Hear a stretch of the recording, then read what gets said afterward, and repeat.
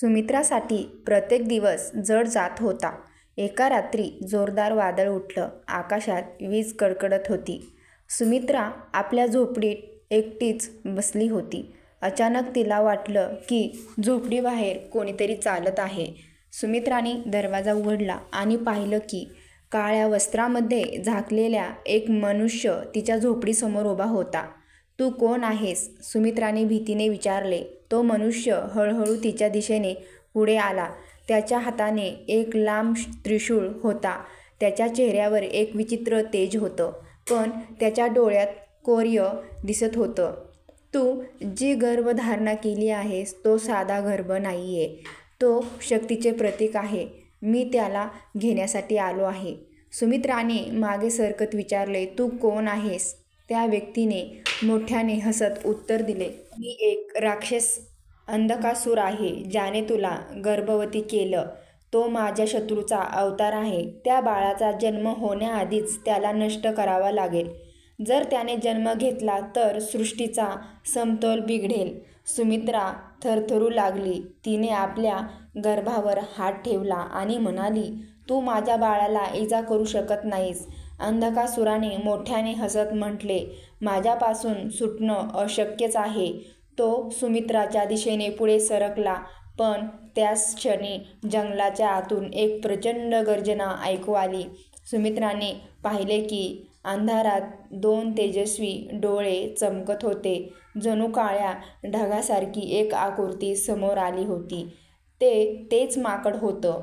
माकडाने एका झेपेत उडी मारली आणि थेट अंधकासुराच्या समोर उभे राहिला. त्याच्या डोळ्यात अग्नी धगधगत होते. त्याच्या शरीरातून प्रकाशाच्या किरणांचा प्रवाह उमटत होता. अंधकासुराने त्रिशूळ उचलला आणि माकडाच्या दिशेने झेपावला. माकडाने जोरदार गर्जना केली आणि अंधकासुरावर उडी मारली.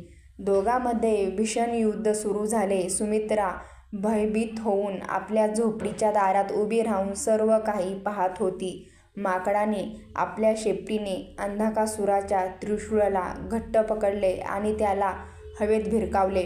अंधकासुराने संतापाने माकडावर हल्ला केला, पण माकडाने मोठ्या चपळाईने वार टाळला होता. अचानक माकडाने अंधकासुराच्या छातीवर जोरदार आघात केला. अंधकासूर जमिनीवर कोसळला आणि वेदनेने ओरडू लागला. तेव्हाच आकाशात वीज चमकली आणि एक दिव्य प्रकाश पसरला.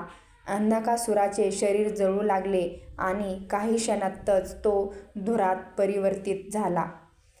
माकडाने सुमित्राकडे पाहिलं. त्याच्या डोळ्यात एक गूढ शांतता होती. सुमित्राने भीतीने विचारले, "तू कोण आहेस?" माकड हळूच तिच्या जवळ आले आणि तिचा हात हातात घेतला. तेव्हाच माकडाच्या शरीरातून तेजस्वी प्रकाश बाहेर पडला आणि तो एका देखण्या तरुणात परिवर्तित झाला होता.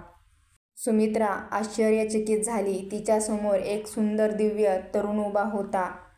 त्याच्या शरीरातून तेजस्विता झळकत होती. त्याच्या डोळ्यात करुणा आणि प्रेमाची खोली दिसत होती. "मी साधा माकड नव्हतो सुमित्रा. मी ऋषी अत्रीचा पुत्र आहे.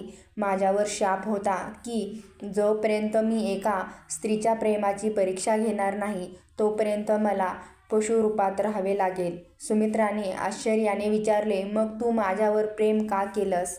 त्या तरुणाने उत्तर दिलं, "कारण तुझे प्रेम निस्वार्थ आणि निर्मळ होते.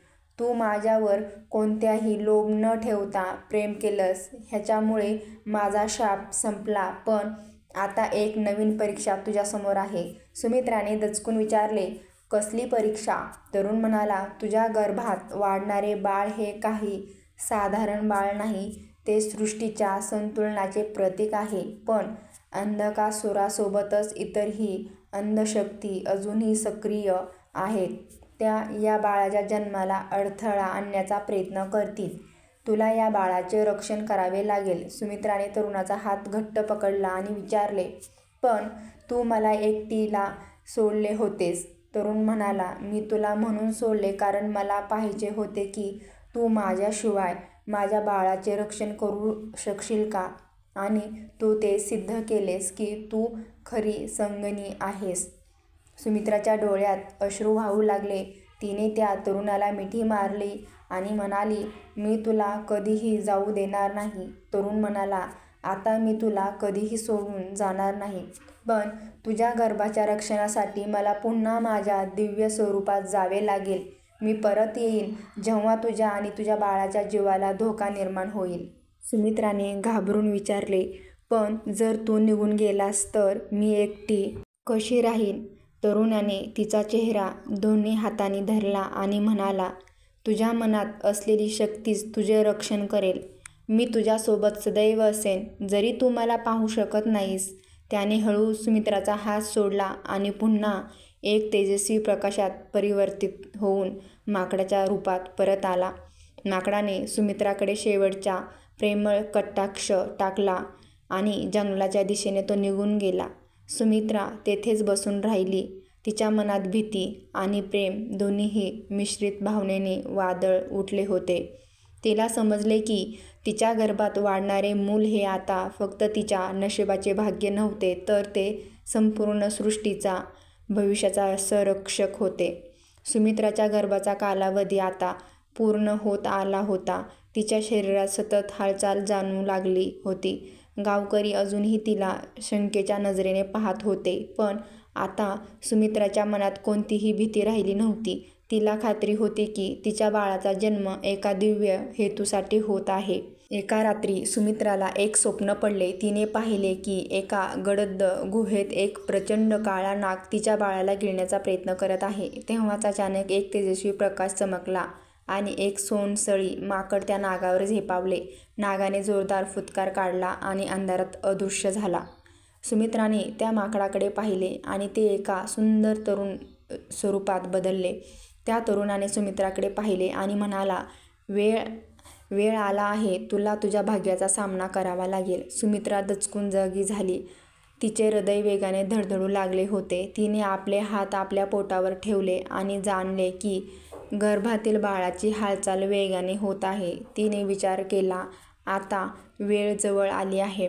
सकाळ होताच गावात एक विचित्र गडबड गाजली होती. आकाश गडद काळ्या ढगांनी भरून गेले होते. झाडे वेगाने हलू लागली होती. पक्षी भीतीने इकडून तिकडे उड्या मारू लागली होती. सुमित्रा झोपडीबाहेर आली आणि पाहिलं की गावाच्या बाहेर एक काळसर आकृती उभी आहे. तो अंधकासूर होता. त्याच्या लाल डोळ्यात क्रोधाचा ज्वाळा पेटत होता. त्याने गरजत म्हटले, मी परत आलो आहे. तुझ्या गर्भातील बाळाला मी जन्म घेऊ देणार नाही. सुमित्राने धैर्याने उत्तर दिले, तू माझ्या बाळाला हात लावू शकत नाहीस. अंधकासुराने मोठ्याने ठहाका मारला आणि म्हणाला, तू एकटी काय करशील? मी स्वतः अंधकाराचा स्वामी आहे. तुझा अंत आता निश्चितच आहे. सुमित्राने आपल्या गर्भावर हात ठेवला आणि ठामपणे म्हणाली, माझ्या गर्भाचे रक्षण स्वयं ईश्वर करत आहे. तू कितीही प्रयत्न केलेस तरी माझ्या बाळाला तू काही करू शकत नाहीस. अंधकासुराने त्रिशूळ उचलले आणि सुमित्राच्या दिशेने जोरात भिरकावले. सुमित्राने डोळे बंद केले. तेव्हाच अचानक हवेत एक प्रचंड गर्जना झाली. सुमित्राने पाहिले की समोर तेच माकड उभे होते. त्याच्या डोळ्यात अग्नीची ज्वाला निघत होती. माकडाने झेप घेतली आणि त्रिशूळ हवेत पकडले व ते अंधकासुराच्या दिशेने फेकले. त्रिशूळ अंधकासुराच्या छातीत जाऊन रुतले. अंधकासूर वेदनेने जोरात किंचाळला, पण त्याने आपली शक्ती वापरून त्रिशूळ बाहेर काढला आणि माकडावर हल्ला केला. माकडाने एक प्रचंड गर्जना केली आणि आकाशाकडे पाहिले. तेव्हाच आकाशातून एक दिव्य प्रकाश निघाला आणि माकडाच्या शरीरात समाविष्ट झाला. माकडाचे शरीर सोनेरी प्रकाशाने उजळून निघाले. त्याच्या डोक्यावर एक दिव्य मुकुट प्रकट झाला होता. त्याच्या भोवती एक तेजस्वी प्रकाशमंडळ निर्माण झाले होते. माकडाने सांगितले, अंधकासूर, तुझा अंत आता निश्चित आहे. आता तू या सृष्टीचा भाग राहणार नाहीस. अंधकासुराने संतापाने उत्तर दिले, तू मला हरवूच शकत नाहीस. माकडाने जोरात झेप घेतली आणि अंधकासुराच्या डोक्यावर प्रहार केला. अंधकासुराने प्रचंड किंचाळी फोडली आणि त्याने शरीर जळून लागले. त्याने माकडाला पकडण्याचा प्रयत्न केला, पण माकडाने त्याला आकाशात उचलून फेकले. तेव्हाच आकाशातून एक दिव्य वर्ज खाली पडले आणि अंधकासुराच्या शरीरावर आदळले. अंधकासुराच्या शरीरातून काळा धूर निघू लागला आणि काही क्षणातच तो राखेत परिवर्तित झाला होता. सुमित्राने पाहिले की माकड आता सावकाश तिच्या दिशेने येत आहे. त्याच्या डोळ्यात प्रेम आणि शांती होती. माकडाने तिचा हात स्पर्श केला होता आणि म्हणाले, आता तुला तुझ्या भाग्याचा सामना करावा लागेल. अचानक सुमित्राला तीव्र वेदना जाणवली. ती जमिनीवर बसली. माकडाने तिच्या डोक्यावर हात ठेवला. सुमित्राला जाणवले जणू एक दिव्य शक्ती तिच्या शरीरात प्रवेश करत आहे. हळूहळू तिच्या वेदनाच्या मधोमध एक सौम्य प्रकाश प्रकट झाला. एका नवजात बाळाचा रडण्याचा आवाज ऐकू आला. सुमित्राने पाहिले की तिच्या मांडीवर एक दिव्य बालक होता. त्याच्या कपाळावर एक तेजस्वी ओम चिन्ह होते. त्याच्या शरीरातून सोनेरी प्रकाश झळकत होता. माकडाने त्या बालकाकडे पाहिले आणि म्हणाले, हे बाळ मानव आणि दैवी तत्वाच्या मिलनाचे प्रतीक आहे. हे भविष्यात सत्य आणि धर्माची स्थापना करेल. त्याचे रक्षण करेन तुझे कर्तव्य आहे. त्याचे रक्षण करणे तुझं कर्तव्य आहे. सुमित्राने प्रेमाने बालकाला आपल्या मांडीवर घेतले आणि म्हणाली, मी याचे रक्षण करेन. माकड हसले आणि म्हणाले, आता माझे कार्य पूर्ण झाले आहे. सुमित्राने घाबरून विचारले, आता तू मला सोडून जाऊ नको. माकडाने उत्तर दिले, आता मला माझ्या वास्तविक स्वरूपात परत जावे लागेल. पण जेव्हा तुला माझी गरज भासेल मी नक्कीच परत येईल. सुमित्राच्या डोळ्यातून अश्रू आले. तिने विचारले, तू कोण आहेस, जरा सांगशील का? माकडाने उत्तर दिले, मी ऋषी अत्रीचा पुत्र आहे. पण आता मी तुझ्या जीवनाचा रक्षक बनलो आहे. जेव्हा या बालकावर संकट येईल तेव्हा तेव्हा मी नक्कीच परत येईल. सुमित्राने बालकाला मांडीवर घेतले आणि म्हणाली, मला माहीत आहे तू मला कधीही एकटी सोडणार नाहीस.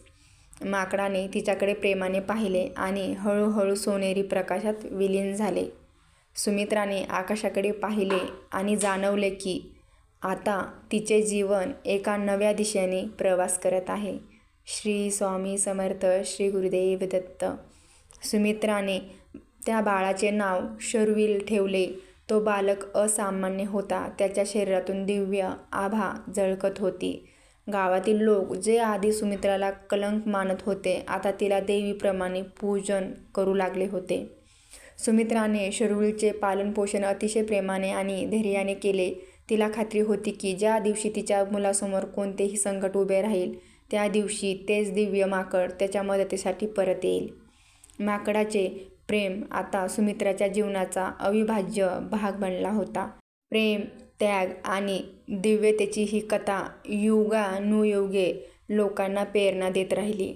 जर व्हिडिओ आवडला असेल तर लाईक करा आणि आपल्या स्वामी भक्ती या चॅनलला सबस्क्राईब करायला विसरू नका. धन्यवाद.